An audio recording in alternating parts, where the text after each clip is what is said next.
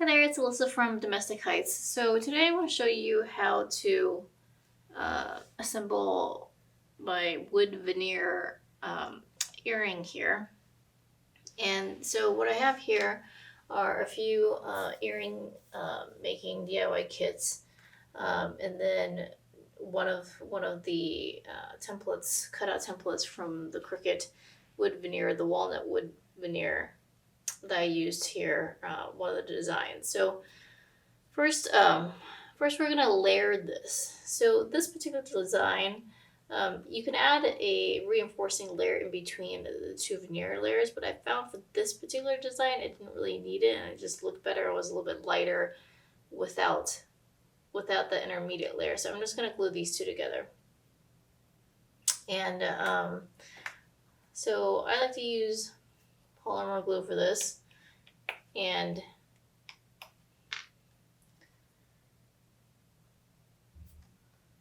so I find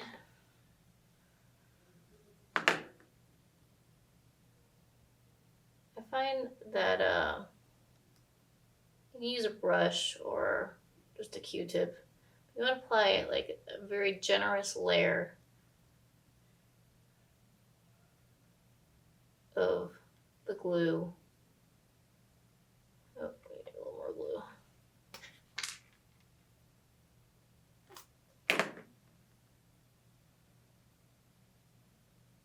So don't worry about getting excess glue on here. You can always scrape that off afterwards.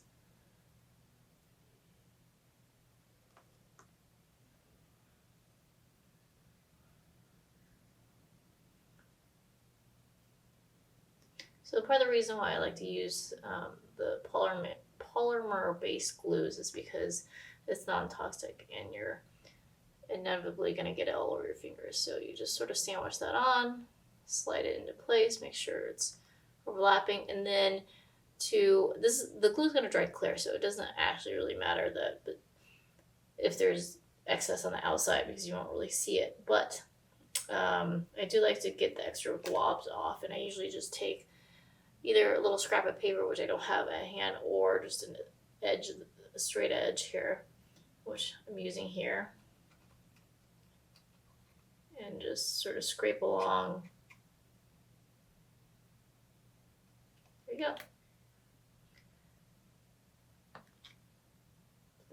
Two. Okay, so we're gonna put that off to the side. So now I'm gonna put on the rest of the earring accessories, and I think we should do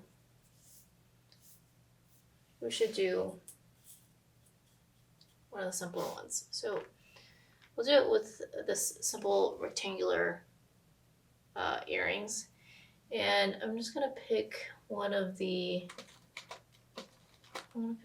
jump rings that I think goes with this. So here I have this little jump ring device, which if you don't have, you can just use 2 pliers. But it's supposed to make things easier. I don't know if it does. First, you just want to pry open.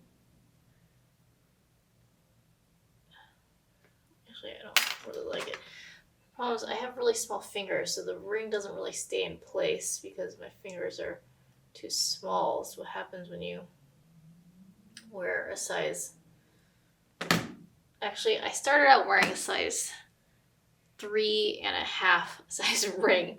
I've now gained some weight and I now wear a size 4 ring. So yeah, I think the average size is somewhere around 6.5. But anyway, so you just sort of open up the jump ring sideways like that. You don't want to open it up this way because then it's harder to put back into the circular form. Loop this around, loop this around.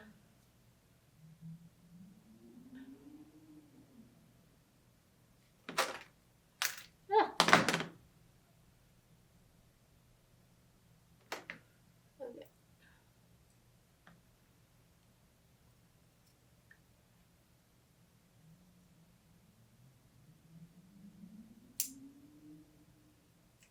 this back and you're all set. That's it. Pretty easy.